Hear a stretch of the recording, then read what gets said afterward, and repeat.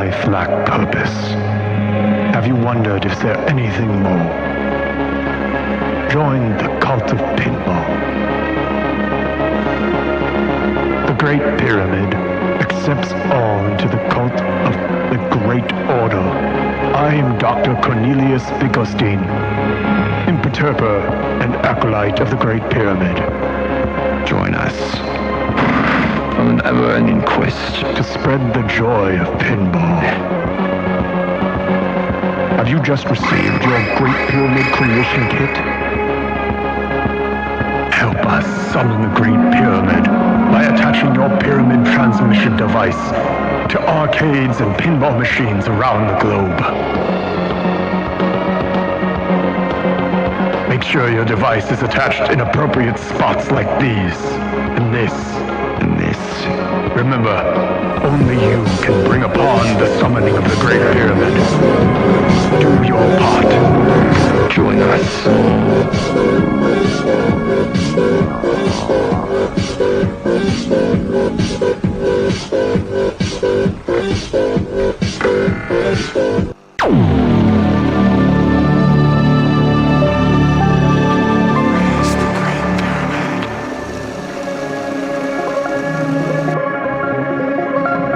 Does your life lack purpose?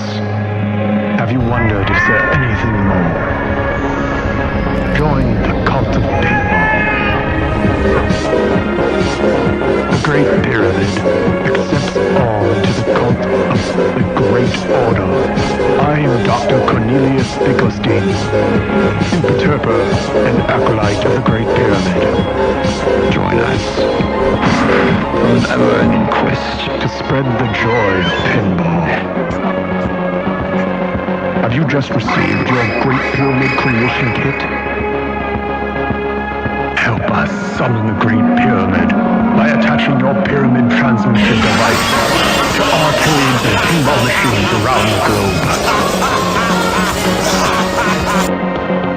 Make sure your device is attached in appropriate spots like these, and this, and this.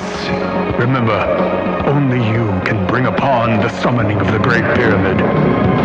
Do your part. Join us.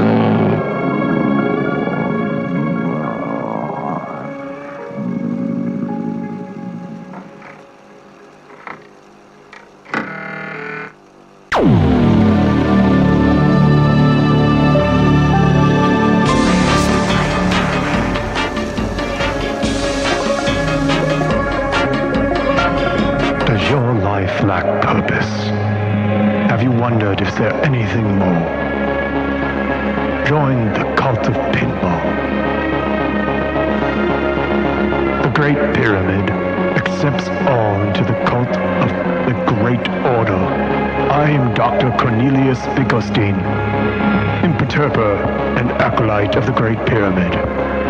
Join us on an ever-ending quest to spread the joy of pinball. Have you just received your Great Pyramid creation kit? Help us summon the Great Pyramid by attaching your pyramid transmission device to arcades and pinball machines around the globe. Make sure your device is attached in appropriate spots like these, and this, and this. Remember, only you can bring upon the summoning of the Great Pyramid. Do your part. Join us.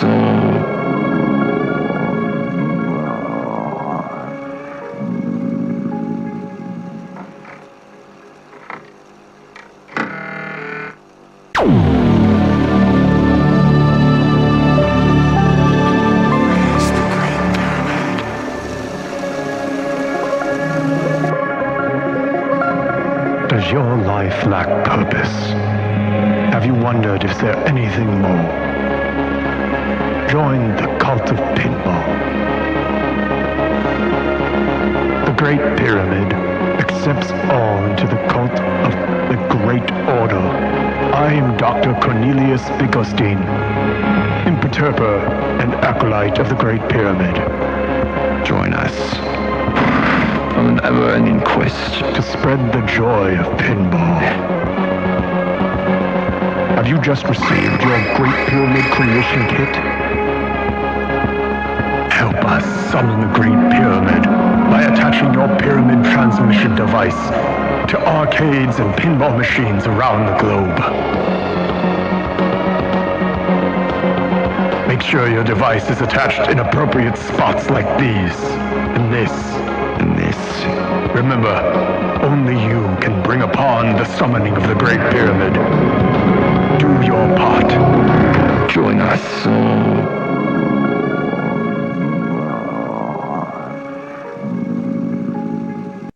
What's going on, everybody? Welcome to another bright, sunny episode of the Dirty Pool Podcast. It actually rained a whole shit ton yesterday out of nowhere in Los Angeles, which is really crazy. Speaking of my man wearing the LA hat, you know him, you love him, maybe you don't, but he makes amazing pinball content that is raw and unfiltered, and today we're going to talk about that. It's Chris Kooluris. Am I saying that right? Yeah, you got it. Hell yeah. What's up, man? Or Kaneda. Or Kaneda from Kaneda's Pinball Podcast. I assumed everybody that's watching that knows that. I don't know. And, it is sunny here in Connecticut, so I'm excited to represent LA in Connecticut, working out of New York City. Very confusing. Hard to follow what's going on here. But how's it going? It's glad to be a member of the show. Dude, you do not take a lot of interviews, and for you to agree to be on the podcast is it's riveting, man. Like it shook me. Yeah, I gotta be careful. I got a reputation to uphold. Now I'll do mostly any interview. Just most people don't ask. They really if they want to fight with me about something. Well, I'm not here to fight. I'm here to talk about the history of your channel, the 10 years or more that you have put into building a platform of talking about pinball, how you talk about pinball, the friction that may create with companies and you as an individual, where you want to take the channel, all sorts of things. And we talked a little bit about how pinball machines are sold. So I think today's going to be a pretty fascinating conversation. So fuck it, let's dive in. So first and foremost, other than Kaneda obviously being a huge Akira thing, what was the origin of you picking the name to represent the podcast? Was that the first iteration of it? Did it have, did you call it something else and then you were like, fuck it, I'm going to go back? No. Kaneda's always been my sort of alter ego avatar name on any message board I've ever been on since maybe the mid 90s. And the reason I love Akira so much, when I was a kid, obviously the movie when it came out was just mind blowing. It's unbelievable. I've never seen anything like it. And then when I was in school, some of my best friends were boarding school students from Japan, and they were the nicest kids to me. And so I just always have loved Japanese culture, as you can tell. And so, I've been Kaneda on the Guns N' Roses forums, on the Dodge Demon forums, on the pinball forums. And so everywhere I go, if I'm going to be an avatar, that's the name. Cool. So you made the podcast. When you created it, was the intention to be a destabilizing or accountability voice for the pinball community? Or did you just want to talk about pinball and over the 10 years, it just went on this wild ride? Yeah. Well, they banned me from Pinside. So that really was just the origin of it, was getting banned from the #1 forum. And you can tell I'm someone who likes to speak and have a little bit of the gift of gab. So I didn't want to be silenced because I couldn't go on the forum. And at that time, there was maybe 3 to 4 pinball podcasts that were out there in the world. It was Nate Shivers had a show, John's Arcade. I believe Spooky had a podcast then. But there was only 4 places you could consistently go to every week to listen and hear people talk about pinball. So it was just natural, having been on the forum for so many months, if not a few years, to just get a mic and start talking. And the first episodes were terrible, though. I mean, if you go back and listen to episode 1, I couldn't even make it through the end of that. I mean, to be fair, anybody doing something for the first time, it's going to be the rough version. You don't really discover and filter yourself into what you are until much later on. When did you see yourself and feel that you were oh, this is what I want to be doing with this podcast? Sure. When I first started, I did kind of more emulate the other shows that I was listening to all the time. If you listen to my first shows, I talked a lot slower. I was more emulating Nate Shivers on Coast to Coast Pinball, just because I always had him in my head as a way to think about pinball. And then over time, I just sort of became more and more used to the stuff that I got excited by when it came to the show. And so just more entertaining, less editing, no show notes, don't really do many interviews. And then right now I'm at the happiest I've been over the entire 13 years, where every show is about 20 minutes. I just feel like that's the sweet spot. Yeah, it's like an episode of The Office. Like, if you can't get entertained and hear all the pinball news in 20 minutes, and I do 2 to 3 shows a week. Sure. But you know, a lot of the shows go on for a much longer time, and that's also because they have a co-host and they're going back and forth on the topics. But mine's just sort of like right at you. Here's what's happening in pinball. Here's what's happening in the community. Here's my thoughts on it. And then you're back. I want to put you back into the real world within 25 minutes. Right. And to me, that's the sweet spot. So was Kaneda as a personality part? Because I know that currently when you talk about your content, right, and you're doing your shows, like, you are the star with it, along with the pinball information, right? Were the early episodes just like that, or did you separate yourself from the pinball news? Oh, no, I think I was always in it. And it was even more, a little bit more strident back in the day. I used to curse on my podcast. And then one day a gentleman came up to me and said, "Hey, my kid listens with me. And could you not curse on your show?" And I haven't cursed since. And wow. That was maybe like 10 years ago. I used to do these Pinside Babies episodes where I would rant about people complaining about silly things on Pinside. But, for the most part, I don't think you can kind of create a fake second alter ego character and do 1,200 episodes like that. I think eventually the real you's going to come through. And I think that's why when you hear the show now, there's no Kaneda and Chris being two different people that process life differently. It's just the more entertaining way to say my name, if you will. Sure. It's the louder version of the still person that is you. What's something that people get wrong about you think? That they just see the show and they see this person, but that's they think I play pinball, but I don't. I think what people get wrong is just a lot of people have forged an opinion maybe many, many years ago or eons ago, and they've just held on to it. And it's interesting because I think the people that hate me the most on Pinside, I'm not going to name names, we actually think almost identically about the hobby. And right. It's just, so sometimes it's just like, I think people have this misconception that I'm in this to sort of be disruptive and to, like, I don't like pinball. I don't love the hobby. That's anything but the truth. I simply expect for this much money, and it's always been an expensive hobby, there to be real creativity and magic in these games. And I don't love every game. And I think that's always been a little bit of the you also don't need to love every game, right? And I feel like it's a weird pinball curse that every game that comes out, you feel like you need to own, you feel like you gotta like have an opinion on it. And it's just like I don't watch every movie that comes out. No. Or listen to every song. Right. Or drive every car. No. But with pinball, there's always this pressure to grow the hobby. We have to be positive and spread the positivity around pinball. Yeah. Which is fine. But games would never get better if we were always positive and positively reinforced every single pinball machine that came out. Now, what's great about pinball today is I think more so now than ever, the games are predominantly much better now consistently than they've been in a long time. Only issue is they're so much more expensive than they've been over the last 12 to 15 years I've been covering this hobby. So do you think a lot of the newer, smaller companies have a lot to do with some of the competition of making games more creative across all the manufacturers?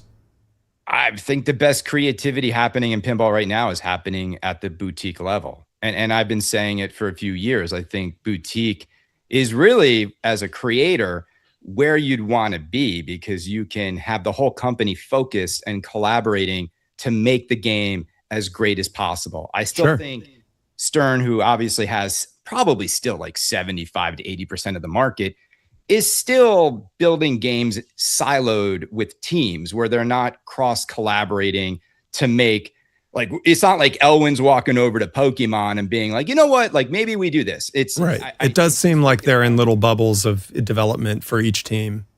Yeah. So let me ask you something then. Do you think that, like, I would say it's a fair statement that the people that are working on pinball machines, myself seeing behind the curtain, like really do care about the machine and the product that they're making, right?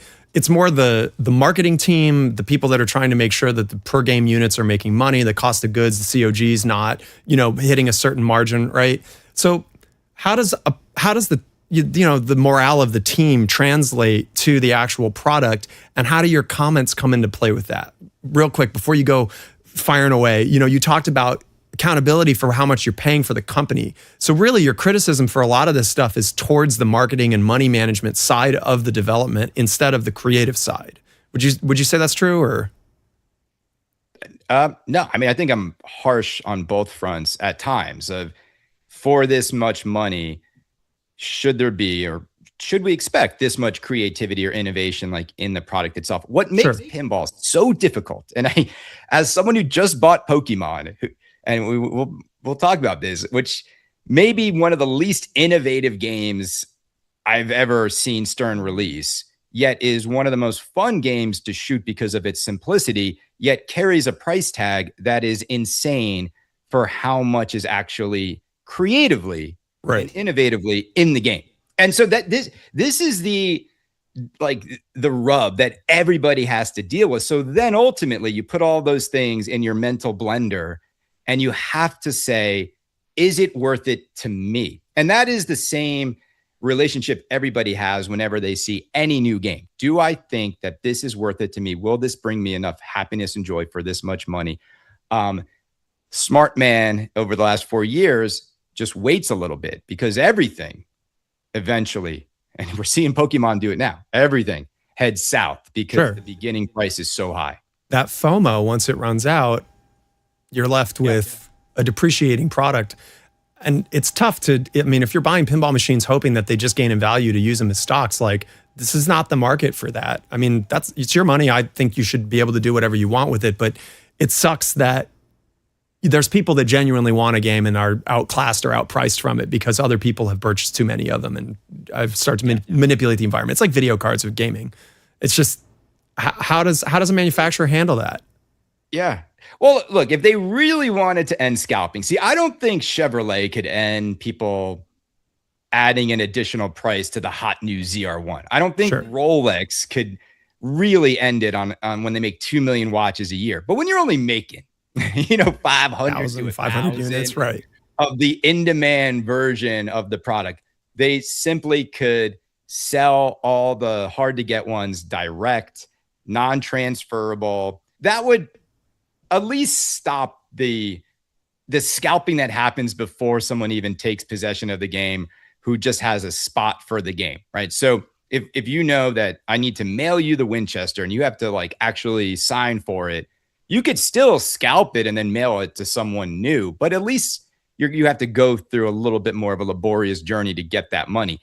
But I would also say that I'd rather be in a pinball world in which people can scalp games for a good secondhand value, because that means the games are good and the hobby is healthy, because ain't nobody scalping bad games that nobody wants. There's a reason why. And you can always wait to get a game at a better price. It's just a matter of time. It is. Like, people who think Winchester is always going to be 18 and Evil Dead's always going to be, it's for now. But even that's a good sign, because people seeing Winchester at 18 or Evil Dead at 18, it's good, because it's going to inspire the next creative idea that isn't just the same formula, right? Of just Marvel and Dad Rock. I mean, look at Winchester. It's like, if I had leaked that Winchester Mystery House was the title from Barrels of Fun a year before it came out, people would have like railed on it, been like, what are they doing? So the surprise played well into the success of the game, for sure. It was amazing. It's like, here we have Star Wars, one of the biggest IPs, comes out from Stern, lackluster, kind of bores people. In walks David with, this game with only 525 units. And you could tell the amount of passion that went into it. And then all of a sudden, gone in 2 days. Now, Stern's still going to sell 10 times more Star Wars, but that doesn't matter. Yeah. It doesn't matter. Like, creativity and passion, it doesn't matter about the volume of it. We want to just see it. It's also okay that a game has less in it and sells, but what you said about value, right? So how do you quantify what should Stern sell a game that has arguably less things in it, like Pokemon, like Star Wars, where the target audience is more of like an arcade setting, right? Like those games are absolutely meant for operators to a certain degree, except for people that really love Pokemon, but it's less of a creative layout. Yeah. Yeah, the hard part with pricing, and again, I'm not internal over at Stern. We always speculate how much it costs them to make each game. What's the BOM? What's the the margins for them? But it is crazy though when you think that Pokemon, with all that IP, is the same exact price as like John Wick, which is going to be the same price. This is going to be the big challenge. If Brian Eddy is working on a Dracula game that's open IP, you're going to price that at $13,000, the same price as Star Wars and Pokemon. That's the difficulty in the hobby is, these companies, like if everything is around 10 to 15 grand, okay, then you can look at each game individually and really ask, like, am I seeing like that extra innovation, that extra passion, that extra sort of effort, if you will? If Stern breaks their pricing, though, if they start identifying games that have less in it, do you think they're shooting themselves in the foot, though? They can't.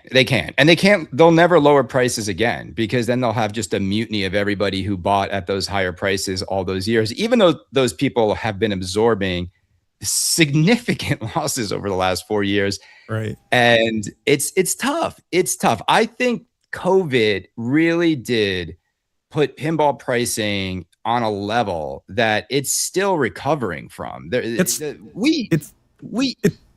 Sorry. I agree with you so much. It's hard to keep it inside. Look, I will say this. We used to scalp a game that was hot. Like I scalped Ghostbusters LE and Batman LE back in the day.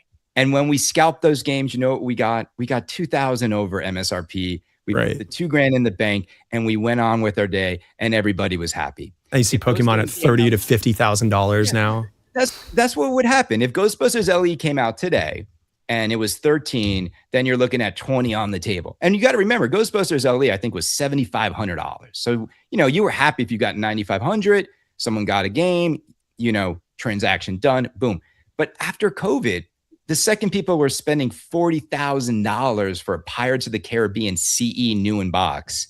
Yeah. What's happening? Wow. And waited like 10 years for wizard mode for it. Yeah. And those games sat in boxes for a year unsold at 12.5. And so it just created it got crazy for a while. I think it's come back down. I think it is a buyer's market. There's so much good pinball out there. And if you just turn off the FOMO, who cares? Like, I don't think anyone cares anymore about LEs, to be honest. I really don't. It used to mean something. I bought 2 because I didn't want to put the art blades in. I didn't want to put it in the sound package. I didn't want it, right? Like it was a convenience thing for the cost. And at this point, I'm just like, man, I'd rather do the work myself. It's not worth the value to me. Just a quick interjection. We are a live show. We have a bunch of interesting shout outs here. Ian from Nudge Mag wants to know, what if Count Chocula pin though from Stern? Deep thoughts. I mean, no. Just no. CK Liner Jr. says, if Stern offered $500 off non-licensed themes, that they would show some goodwill to buyers and people would be happy for a unique theme. Do you think that's a solution? Yeah, maybe. I really am curious because I don't think an original theme like a Black Knight or a Dracula, I just don't think it works in their 3-tier model system. I think what they should do versus $500 off, only make one version and make it out of the gate somewhat limited. So let's just like Bond's 60th. Right. But again, that game, right? Look what they did. They fleeced everybody. But if Brian Eddy made only 1,500 Draculas, right? There's only one trim. Everything's got everything on it. And it's, you could, I don't like, let's say it's 10. This Bond should have been 10. Because then it's like a glorified premium. It's the price of a premium. It's an unlicensed IP. And then I think all those 1,500 owners, you'd bake in some value. It'd still be somewhat rare.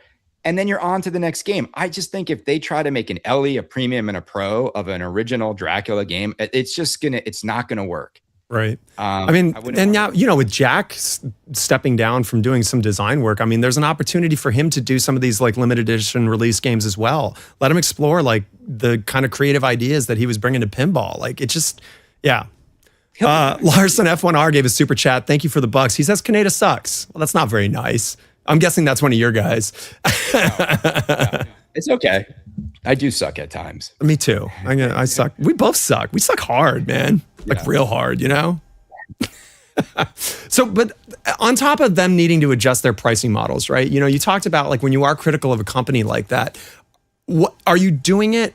What's the end result here to try to spark a conversation, to force them to do something better, right? Like what's the end game for a commentary like that? Yeah, I just want to see either more for the money or a better price. And I think I think everybody wants to see that. I mean, this isn't like I've come to some incredible conclusion on this, or it's very insightful. But I just think we're living in a world now where everyone's getting less for their money everywhere. Everywhere you turn, it's like your money's worth less, your dollar doesn't go as far, doesn't happen at the grocery store, doesn't happen at the gas pump, and it sure as heck doesn't happen at the pinball dealer anymore. And so as things become so much more expensive, as consumers, we always have the power, because if we don't buy, I don't think these companies are going out of business. I think they put more into the future products. And that's why I think people should keep their money in their wallet when they see something that might not be worth it.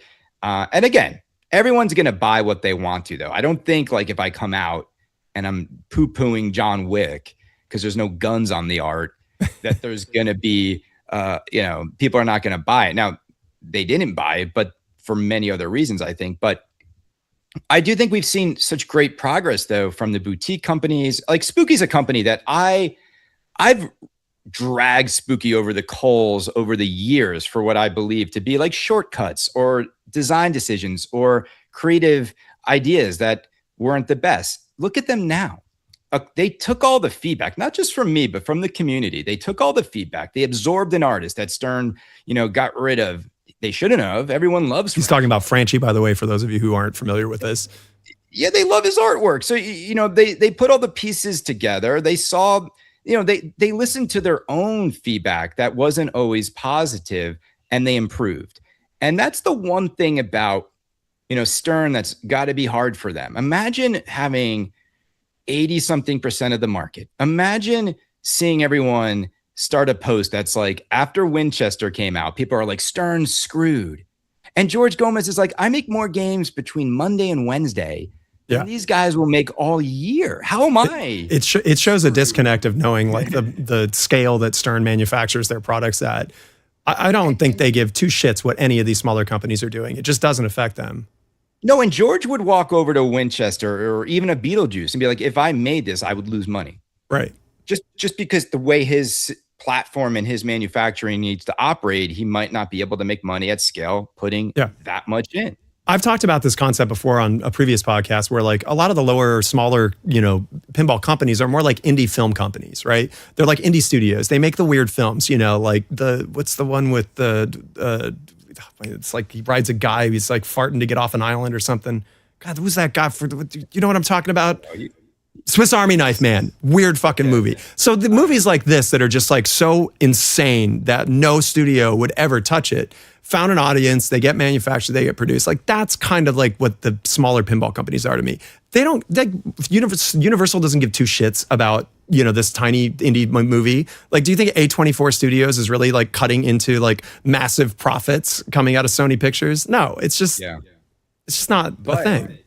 But it's crazy that a boutique has Beetlejuice, which Stern is definitely would have sold a lot more Beetlejuices than D&Ds or John Wicks. Sure. It didn't lock up Back to the Future. So some of these boutiques are locking in some pretty big banger themes, especially themes that appeal to this demographic, which is always another interesting part of this hobby. And I think a lot of that has to do with the people that are selling the IP rights for these. They have no idea what fucking pinball is at all. No. So they don't know, if they didn't give it to Stern, that they're missing out on having a 4,000 unit run or a 6,000 unit run versus 500, right? They're just like, oh, it's going to be a pinball machine, whatever.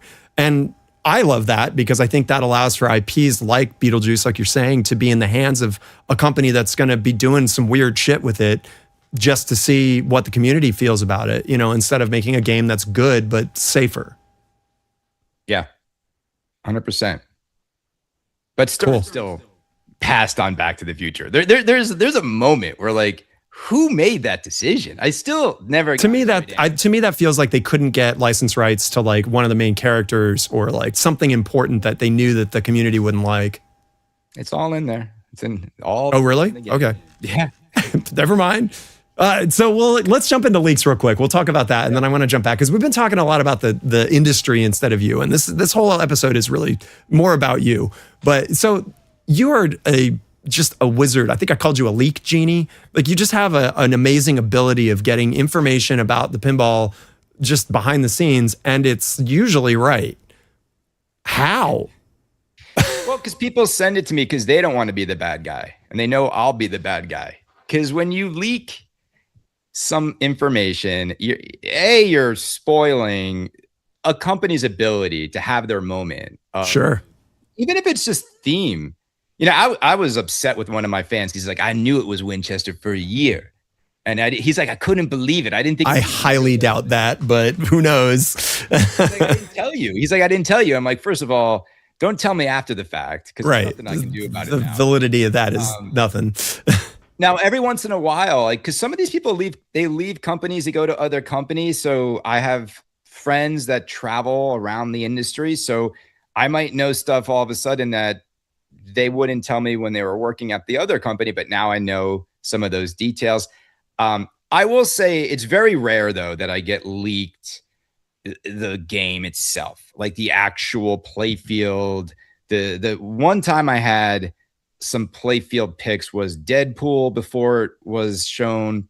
And then I had Guns N' Roses in my phone for like a year before Eric revealed it. And I purposely never leaked that because I did feel that he should be the one who shows the world what he's been working on for a few years and not spoil that. So but like leaking themes is like, I don't really care about that. Like we're all talking about Sonic the Hedgehog. It's not confirmed. It is Sonic the Hedgehog. We're all talking about Back to the Future. That's not even confirmed. It is Back to the Future. Fallout, right? It's like Transformers. Like none of these are officially confirmed.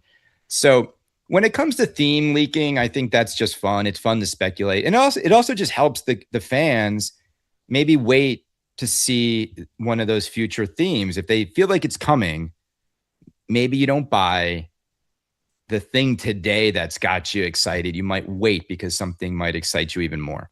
Sure. You did mention that like the surprise of Winchester, though, was one of the reasons that it made it so successful. Is hearing the theme for those projects going to build a false narrative of what the game should be based on whoever the individual is and kind of ruin when they actually do see the game, instead of where they would have maybe originally been excited about it. No, they've had a year to think about what Stern should have been doing. They see the game and it's the opposite. Yeah, 100%. Like, I feel like Avatar was like that. We all knew it was Avatar. We didn't want. Wait, which one? I'm assuming you're talking JJP, right? Yeah. Same with Dune. Dune suffered from this. So David learned the battle. That's a really good example.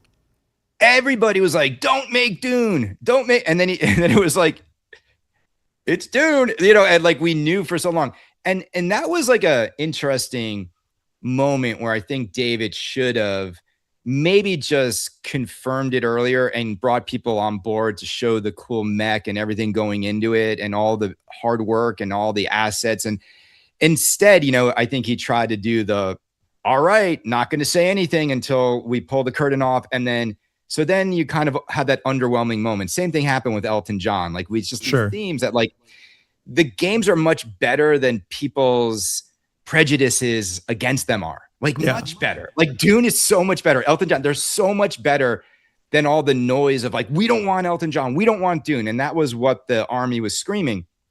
And so that's like, I do think sometimes with some themes where there's maybe some skepticism, it might be better to pull people into that theme on a longer release runway where you start to get people to watch the Dune movies again before you reveal, Right. get them excited.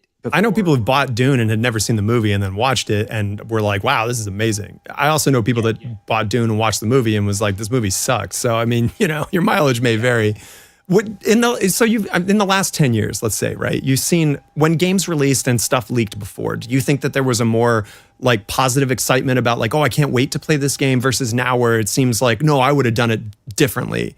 Like, do you think that modern pinball criticism is more like they don't wait to try the game or give it a chance? They'd rather just hate on it before it's even out.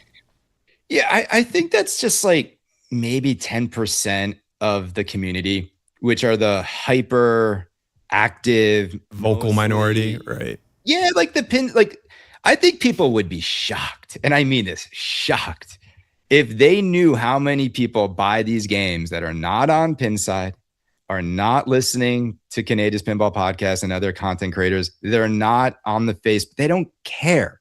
They literally, all that paid media you see on Facebook when a new game comes out and all those dealers and distros spamming us endlessly, they're doing that not to change like Crazy Levy's mind on Pinside who hates it before it comes out.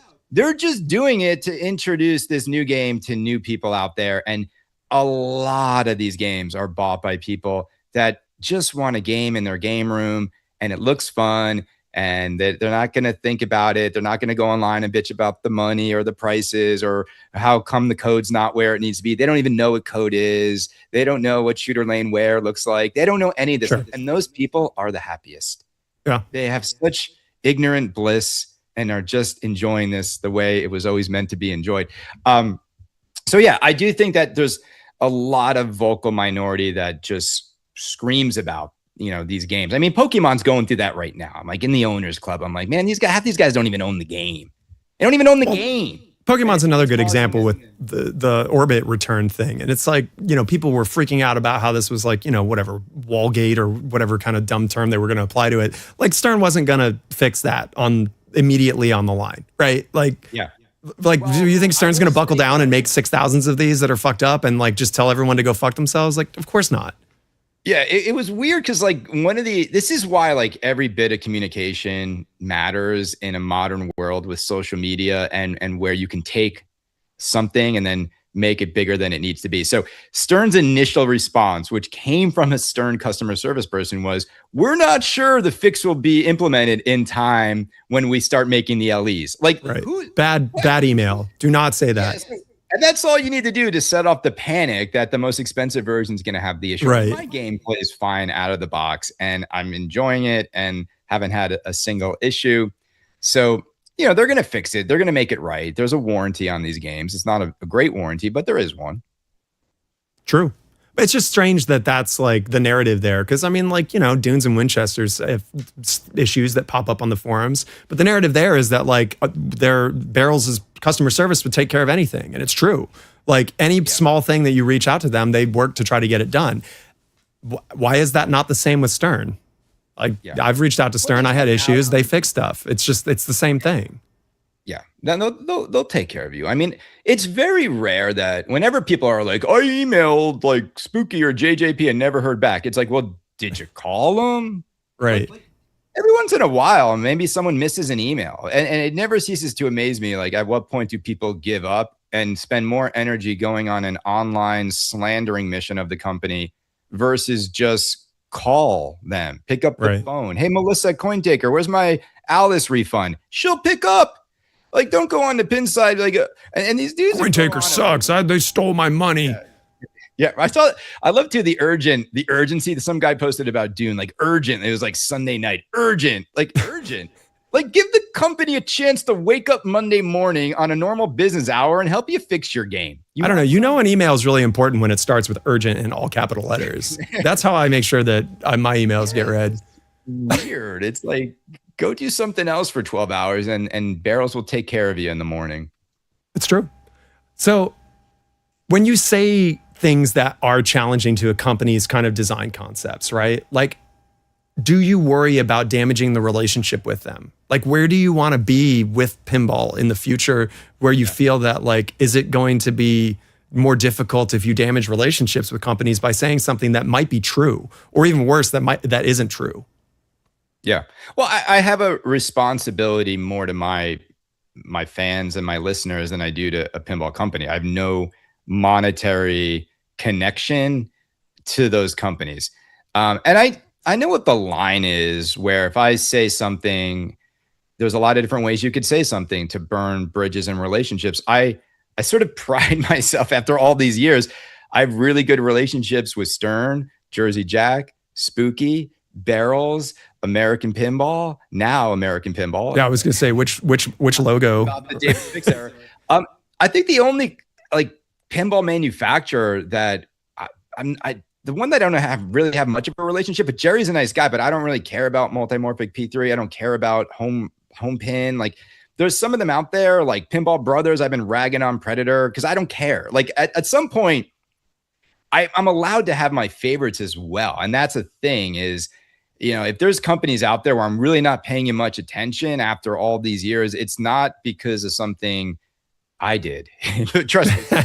Because of something they haven't done. No, and I don't talk a lot. But see, the thing is this, it's like multimorphic's a good example. Like, I don't even spend much airtime because I know that there's not a lot of people that own it. There's not a lot of people. So I don't need to be a jerk and like rag on the platform. It is what it is. It's Jerry's dream. He's doubled down on it.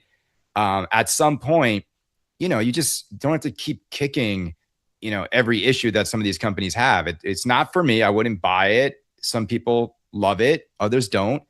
But, you know, for the most part, I have great relationships with the big companies. I know more than people know about what's coming out from these companies, and I don't break a lot of the secrets I do have with some of these manufacturers. So it's exciting. Some of the chat is talking about how multimorphic should be given an opportunity to show off their technology. And I guess the question, I don't have a dog in this race. You know, you talk about creativity pushing in pinball. To me, it seems like multimorphic is a pretty big step trying to do something very, very different. If that's not the creative move, what are some examples of stuff that you think is a more creative value for your money that should be in pinball? Yeah. I mean, I've always felt multimorphic was a solution in search of a problem. And the thing is, the whole modular platform is the platform that you can buy one base unit, switch in the modular units in the back, and have a plethora of games with only having to buy one physical cabinet, right? Sure. So it's like, but again, like, it's an interesting premise. Right. And the dude who should own one is me. I have room for one game, one physical full-size cabinet in my house upstairs. The thing is this, the part that Jerry, if he had done market research, you know, because he has a little bit of Steve Jobs in him. He thinks he's going to invent something that people don't know they want. But the problem is what he ran into, and I'm looking at behind you right now. People love seeing their games, even when they're not on. They love that each game in itself is a entire world of that theme. They don't want to see a big black empty screen, no artwork when the game is turned off. And they also, you know, when you think about, here's one thing. As a marketer, Jerry, let's say I go all in on your platform and I believe in the modular system, right? They haven't even sold to customers a display case where you could store your unused modular units while they're not in the cabinet. I mean, if you expect your customers to own more than one, that just seems like a no-brainer. Like, how could you not have some sort of storage system? Customers have had to make them. But, you know, when we bought Nintendo cartridges, these are like basically pinball cartridges that you're popping in and out. They sold you a way to sort of keep them all organized in a nice looking way. Right. And it's those little things. But look, I've said this the same thing where, like, Jerry could have been making millions. He knows it. Like, just make a normal pinball machine and it will sell. They've such good engineering over at Multimorphic. For sure. Portal is pretty amazing in terms of what it can do with all of its fucking pathways and ball launches and stuff. Look at the crane and heist. He must be looking at this. He's like, I've just put it in a normal cabinet, you know? Yeah. I just don't get it. But, you know, but in terms of your question, though, the only real innovation we still suffer not to get in 2026 is the right kind of connected internet gameplay. Like, why? Like, why can't, and I don't think the companies want it. I'll tell you why, because it will kill needing to buy more games. If the replay value is so damn enjoyable, if you're playing against your friends with the same machine, it's like I could play FIFA or Madden on Xbox, a good version of it forever, because if I can find other people online. I think replayability is one of the most important design elements of any pinball machine. Right. So, we still don't have in 2026 an ability to connect like 4 Ninja Turtle games. So each one of your friends is one of the Ninja Turtles. We don't have an ability to go 1v1. So I think we might see that with Sonic. I think we might see Sonic and Tails. I think we might see head-to-head, using the camera to see who you're playing against. That stuff might happen. I just think it would add such a fun element. I mean, especially with Pokemon. I mean, if we had real connectivity, you could actually catch the Pokemon, trade them with other people that have the Pokemon machine, like put some of that in there. But other than that, that's definitely coming. The whole like Pokédex and trading, I feel like they have to like pursue that. It's such a core fundamental thing for Pokemon fans. Yeah, but we're hoping it comes. Yeah. It didn't come on launch when I wrote a check for $14,000. So that's the thing. But look, I also, if you could tell me I could have more games that are loaded and fun with no internet connectivity, I'd be fine with that, because pinball will always be an analog game. And a lot of the innovations in the tech space on the screen have taken away from the mechanical magic that was in these games. And that is apparent. And I think we're getting back to really, really interesting mechs and usages of innovation. I love. Sure. Last 10 years have made some interesting mechs from every manufacturer almost. I feel like they're all trying to have that one like cool thing that's more interesting than every other pinball table. Yeah. It's what makes pinball so fun. You stare down under the glass and you see something happening mechanically and you wonder, how do I get there? What does that do? We're still not as good as the Bally Williams days, but it's getting better. Yeah, for sure. Or Gottlieb I think that like Spooky is kind of like the Gottlieb of now, right? They're just like, they'll do crazy things into the games to the point where maybe it's not fun, but it's still like they're willing to try it to see if it works. And like, you got to respect that kind of like, I don't know, ballsy innovation, even if it doesn't land. Yeah. How have you liked your Pokemon? I'm timid on having this conversation because I have not played enough Pokemon. We have one at Ace. I have done a little bit of the Pokemoning, but I mean, I keep going from Guns N' Roses to Pokemon is not a fair journey, because I go from one game that didn't have any flow to a game that is so all flowy flow. and easy. It's all flow. I just played it again this morning after the kids went to daycare. We've been playing it on the weekend as a family. I really enjoy it, but it has got a lot of code needed. It has got a lot of like empty, like the 4 environments aren't represented yet. There's only a handful of things to do right now. I think so much of it is coming, but as a game now, yeah, it's pretty simple. It's pretty basic. I think what I like is it makes me seem like I'm a better player than I am. I think it's going to make everybody feel like a better pinball player than they are. I think you go from this to like Jurassic Park and you're just going to feel like you suck at pinball again. Yeah. I had my Jurassic Park I owned for I still own it. It's at a friend's place, but the first 3 months of it, I just felt like it bent me over the table and just did its way with me. It was hard. Yeah. But Pokemon, what I love, and you'll appreciate this from a sound perspective, and it's amazing the sound effects and the music and the call outs and even just the animations on the screen. I think it's the best usage of the big screen on a Stern ever. Sure. And I think they nailed all those details. I just think it needs a lot more will come. So yeah, I'm enjoying it, but I don't see a $13,000 product. I mean, the cabinet decals are annoying me because I went from those beautiful rad cows, and Barrels has the beautiful kind of rad cows. Spooky's got the butter cabinet. Seeing just the cheap sticker on a $13,000 game on the side of the cabinet, it kind of annoys me because you can see you can't perfectly squeegee the entire decal without having, every once in a while, you see a little speck underneath it. because some dust got underneath it. You're never going to see that on a rad cal or a much better decal. Right. Well, it's a thicker piece of material, so it can cover up those textures. That's what I'm saying. It's like for this much money, and we know Stern knows how to put better decals on the sides of its LEs, and so that's the part that just irks me. It's like one step forward, two steps back in some areas, and it's like 13 grand. Come on, it's a sticker. Just give me the better version of it. Right. But do you think that the majority of people buying those games, other than that, like 10% of people that really know pinball, would know the difference though? If they saw it next to it, sure. There's that's it. When you walk over to a Jersey Jack or a Beetlejuice, and then you walk over to a Stern, I mean, it's getting real hard to justify that $13,000 Stern price. It's really an issue. I don't think they ever thought that Jersey Jack would get their act together and make games shoot as good as a Stern. Steve Ritchie's a huge acquisition for them. Sure. And I don't think they ever thought a company like Spooky would be able to design a game and make a game as beautiful and full featured as Beetlejuice. Now, again, I don't think Stern's feeling it on their bottom line at all, but it's more about the perception. And that is the issue only really on the LE models is like, it's just not worth it. It seems like Stern's fighting more of a, like you said, a perception war than a financial battle, right?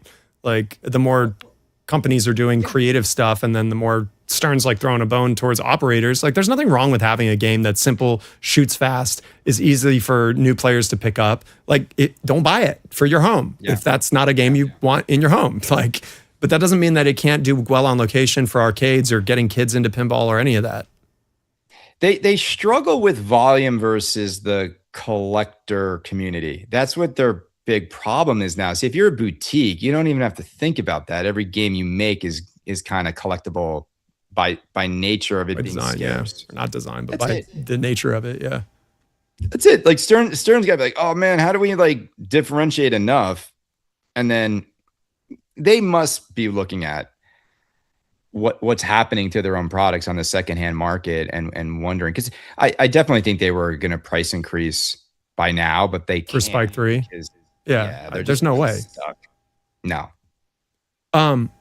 What are your non-negotiables for modern pinball then? Like what needs to be in a game for you to be like, I'm going to put $13,000 into this? 2 flippers. Done. Just a white wood with 2 flippers. Yeah. I just want pop bumpers where the flippers are.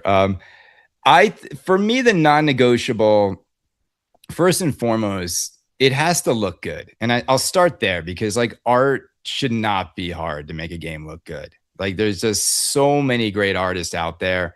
And for this much money, because you see, these things are playable works of art. So we just start, they should look great.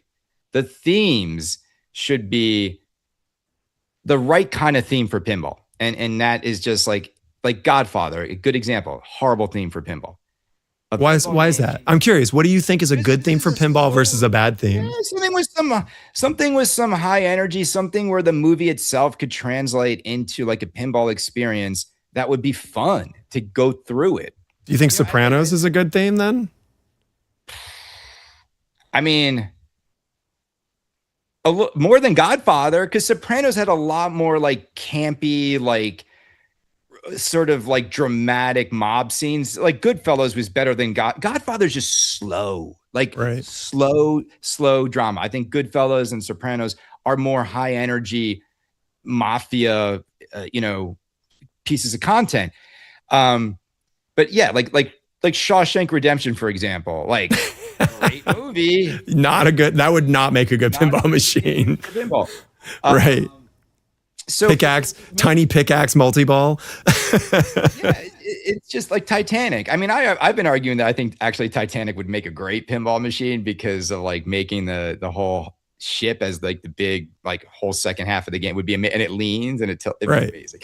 But yeah, so I think make it look good, pick a theme people want, and then obviously the gameplay. I've learned that gameplay does matter so much, right? And it just because gameplay is going to be why you keep it for a while. If it's not fun to shoot, and I'll use an example like Alice Alice was a beautiful pin, Zombie Eddie's art package. Alice was visually stunning when it came out, right? Everyone saw the photos and they saw it. It shows the line was down the block to play it, but the gameplay is not there, right? The code's not there. So it really is a combination of amazing software and gameplay that just makes it addictive. And it is still subjective for everyone who walks up to any game. But I think that's it.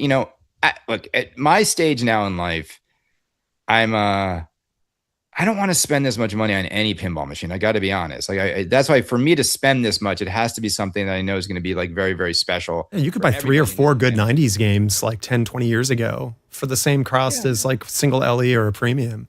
It's crazy. So I just want a game that I can teach my family and especially Killian, because he's old enough to play on. And happy birthday to Killian, by the way. Thank you. He's hopefully doesn't expect these kinds of gifts every year. Gonna get expensive. Yeah, it's a perfect pin to teach your kid how to play pinball on. He's 5. If you're 55 and you're amazing at pinball, you're probably not going to love Pokemon. You're probably not, because you're going to be looking for a lot more in a game, and it's not a theme for you. And I totally respect that. And the thing about Stern is they make such a wide variety of games. Just allow them to have this more simple game without it making you upset. I always ask that. If you have to look at Stern in its totality of songs are their games, right? If you use Guns N' Roses as an example, like they've got all their bangers that they can fill the stadium with. Stern has those. But every once in a while, they're going to make a slow 10-minute ballad song. It doesn't mean they now suck, that they've lost their edge. It's just variety is the spice of pinball life. True. The narrative that Stern is like unable to make a good game anymore or something like that has been generating is just like ridiculous. It's got to go.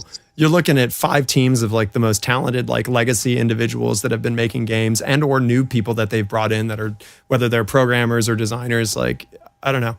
I think that's stupid. I think this whole brand like affiliation in terms of like loving one company versus another is silly. I think it should be literally just about the game. Like the game is really the product. It doesn't matter where it comes from.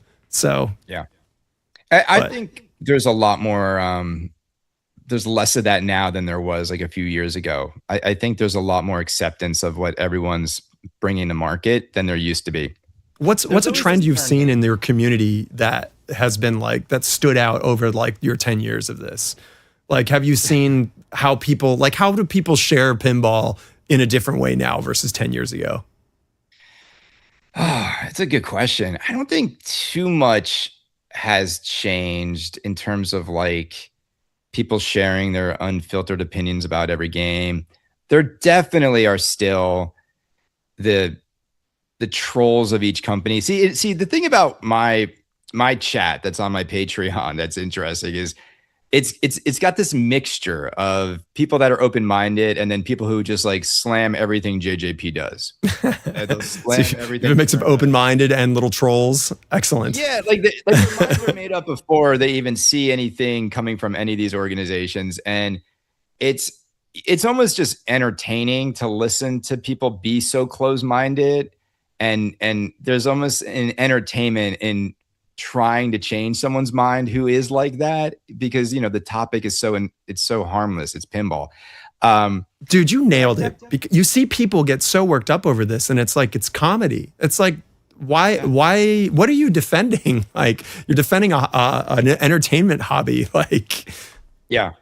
Well, I've always said that, like, people sometimes act like they're investors in these organizations and they have something at stake. They literally have nothing at stake. And unless they're a dealer or a distro who's got unsold inventory, you shouldn't be so upset. Like, this isn't a cancer treatment drug that you need to survive. Like, no one's putting a gun to your head saying you have to buy this game, like this game, or anything. Like, same thing with all the content creators. Like, nobody's making anyone listen to anybody. Nobody's making you buy any game. Like, it's a beautiful community because you can opt in and you can get out of it what you bring to it. And I think that's what I love about pinball, and the fact that there's not too much product. So for us content creators, we can cover an industry that only has like 10 new items a year. Yeah. What other industry has such a limited amount of new releases? I mean, I guess car companies, but like, you know. No, not even.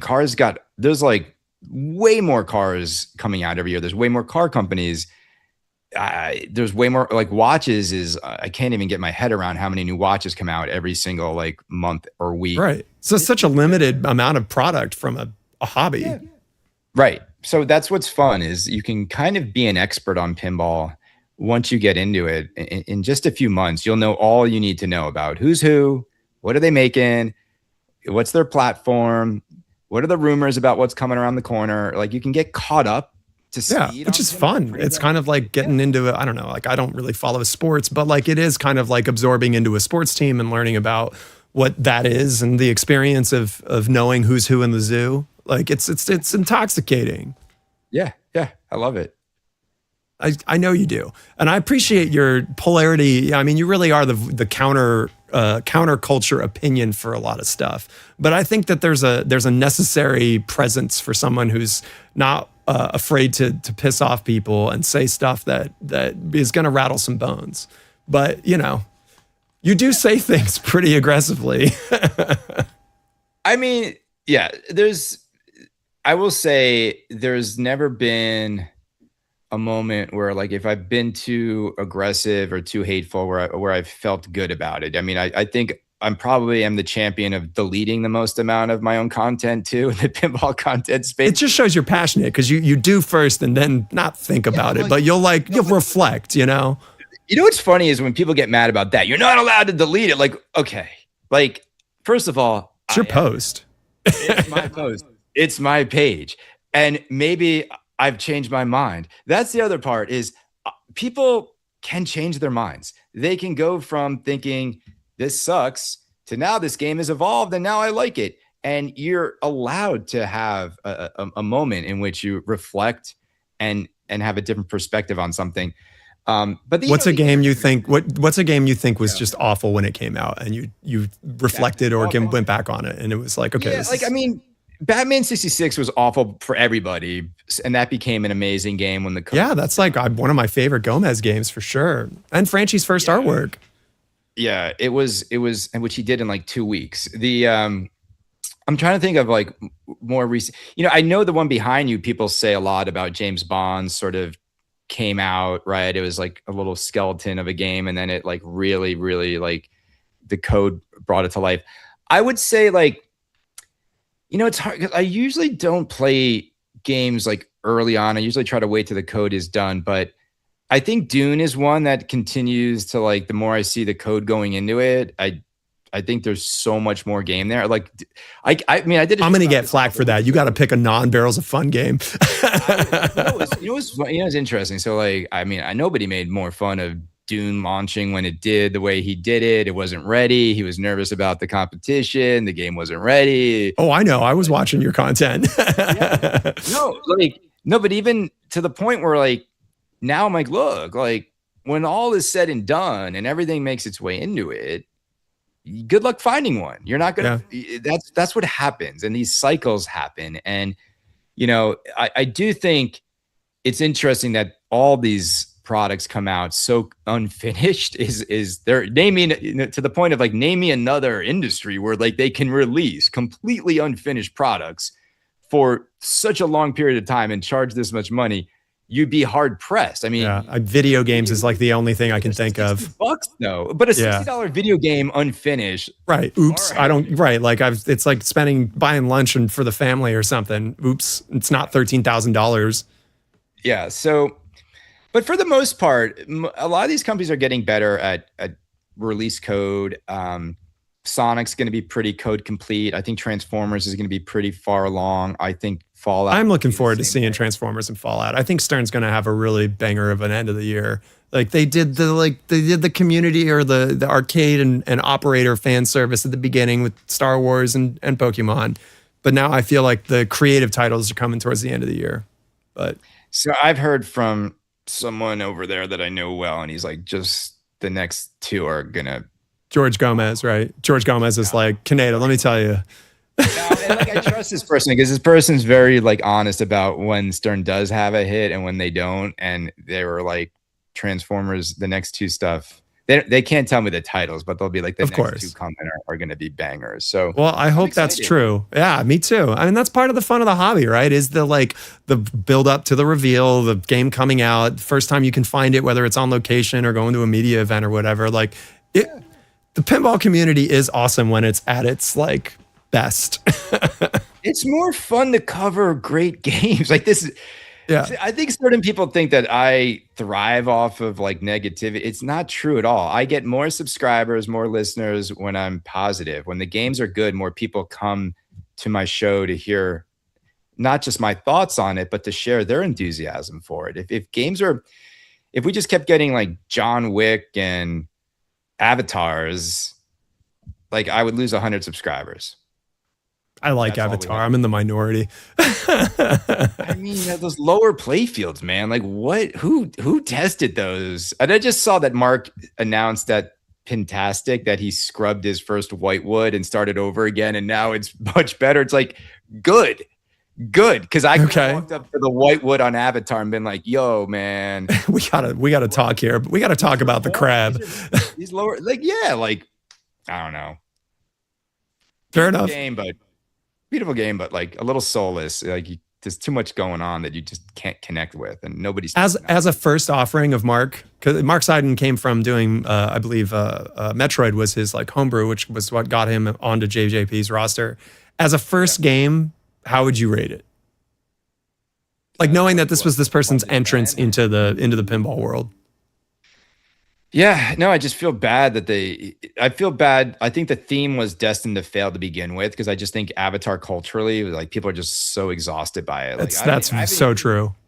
Has anyone even seen the last movie? Like I haven't even spoken or like heard someone speak of it, like anywhere. Like no one's been like, yo, bro, like never. Like, I mean, it's made billions of dollars, so someone's clearly watching it, but yeah. Yeah, but you know, I think as a first offering, I'm trying to think like, I don't know. I think Avatar was a pretty empty game. And what I mean by that is, I don't know. It's based mostly on Avatar, the sequel, right? The Way of Water, but it's not called that. Like it's this weird sort of like the first 2 films mixed together. There just isn't a moment in it where like it does something wow. And I think Jersey Jack game should always have a wow factor above and beyond. And look, that's like JJP's kind of MO is the flashiness of it. And I mean, I almost mean that literally with their RGB, but you know, there's a production quality vibe to their games, whether it be their animation, their, you know, art packages, they're expensive games for a reason. The UV lighting on Avatar was like that was like the biggest marketing joke, right? The gimmick. Yeah. Like, you could barely see it. It to work. It couldn't get to work. And once you saw like they had to bring in extra UV lighting during the marketing materials to make it look more impactful. And again, that whole UV thing has been tried so many times in pinball unsuccessfully. And it's just, I think there should have been more like of a hallelujah floating upper playfield mountain sort of vibe going on. Like it worked. The Stranger Things edition kit made it work well. That's impressive. When you flip to the upside down and the entire playfield is like neon purple. Like that's the one that worked. That is one of the greatest wow moments in like the last 6-7 years of pinball, right? Yeah. That more games need like a transformative moment that really like stops you in your tracks. Like, wow, like look at it do that. I mean, I would even argue like Potter, the rotating staircase is cool. Potter shoots amazing, but as a magical pin, I still say like, where is the magical moment where like the ball does something that just blows you away. Right. So that's the Kaneda. The Kaneda metric for a game that's like special needs to have a mind-blowing pinball moment. Well, and that's why I'm a perpetual hypocrite and I contradict myself because I own Pokemon. Well, not every game needs it, but if a game is going to be a permanent game, let's say that maybe. The Meow with Balloon, man, that's the greatest mech of our time. But look, there should be something. The hard part is this, and we all know the reason why, because complex stuff breaks. And it's not easy. And again, Bally Williams was a whole different like monster. They were a mechanical engineering monster, that company, and none of the modern companies are on that same level. Sure. But this is where the cyclical issue of pinball criticism, I think, is causing issues, because people love to bag on games that have problems. So how are you going to put a mech that has more complexity in it, more risk of having problems, and then risk getting, criticized by the community for having something that's breaking? Like it's a catch-22.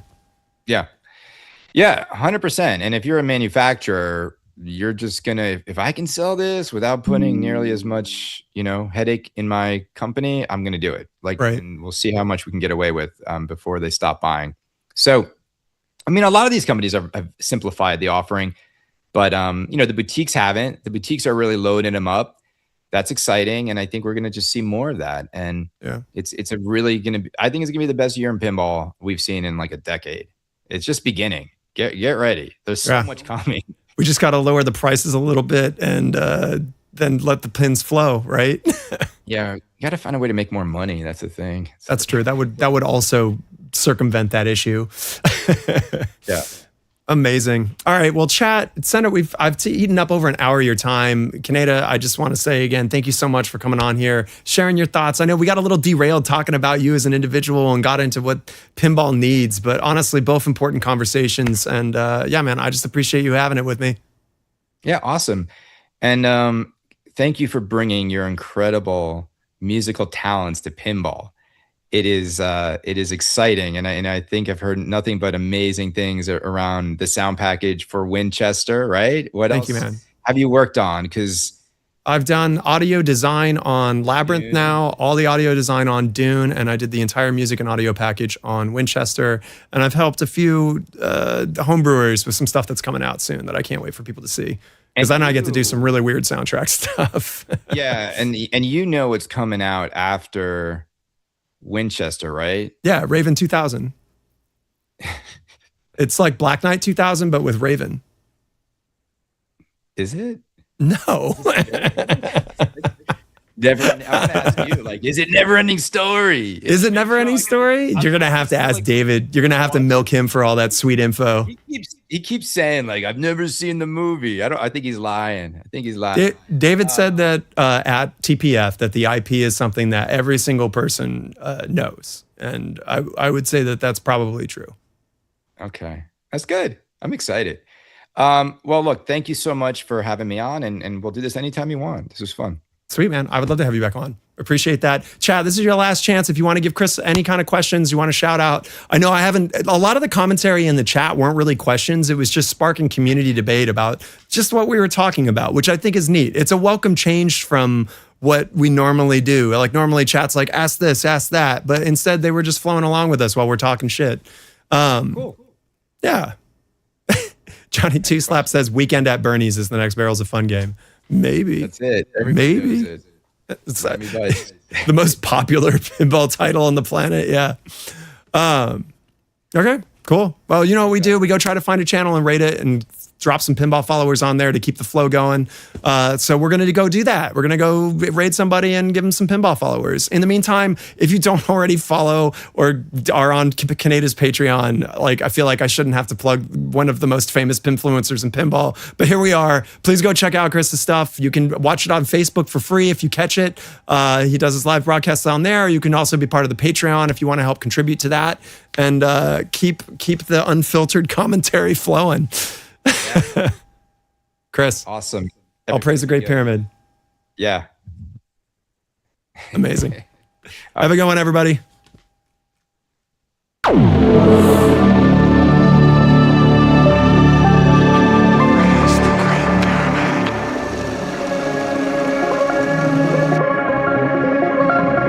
Does your life lack purpose? Have you wondered if there's anything more? Join the cult of pinball. The Great Pyramid accepts all into the cult of the Great Order. I am Dr. Cornelius Bigostin, imperturber and acolyte of the Great Pyramid. Join us on an ever-ending quest to spread the joy of pinball. Have you just received your Great Pyramid Creation Kit?